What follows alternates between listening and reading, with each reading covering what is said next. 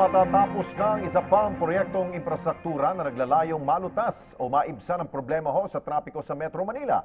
Ito po yung kalsadang mag-uugnay sa North Luzon Expressway o NLEX patungo sa mga pantalan sa Kamaynilaan, gayon din sa mga kalsadang patungo sa Hilagang Luzon. Nagbabalik si Pauline Recuesto. Personal na ininspeksyon ni Department of Transportation Secretary Arthur Tugade at Department of Public Works and Highways Secretary Mark Villar ang NLEX Harbor Link Segment 10 na nag-uugnay sa mga pantalan sa Metro Manila at sa mga probinsya sa North Luzon.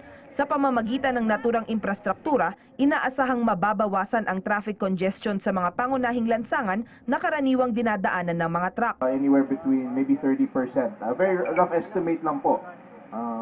Pwede pong mabawas sa traffic sa EDSA dahil po sa project na to.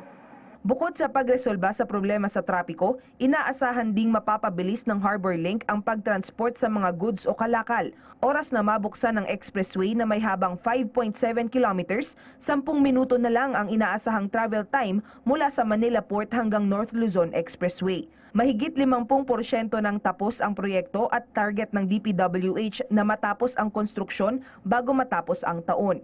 Isa lamang ang NLEX Harbor Link sa 8 trillion pesos na halaga ng infrastructure projects ng pamahalaan sa ilalim ng Administrasyong Duterte. Nanindigan naman si Tugade na tatapusin nila ang mga proyekto sa lalong madaling panahon, alinsunod sa hangarin ng administrasyon na maging golden age of infrastructure ang Duterte administration. Itong pagtayo nito hindi ho nanggaling kay Presidente Duterte, pero manggagaling ho sa kanyang administrasyon ang pagtatapos ng importanteng proyektong ito.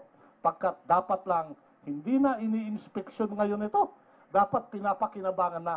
Samantala, magbibigay daan naman ng NLEX Harbor Link sa NLEX-SLEX Connector Road na magdurugtong sa Northern at Southern Luzon. Kung sakali, magiging 30 minuto na lamang ang biyahe mula Alabang hanggang NLEX. Tiniyak naman ng mga opisyal na hindi lamang sa Luzon, partikular sa Metro Manila sa sentro ang kanilang mga proyektong magbibigay ng ginhawa sa pagbiyahe ng mga Pilipino. May mga infrastructure projects din ang gobyerno sa Visayas at sa Mindanao.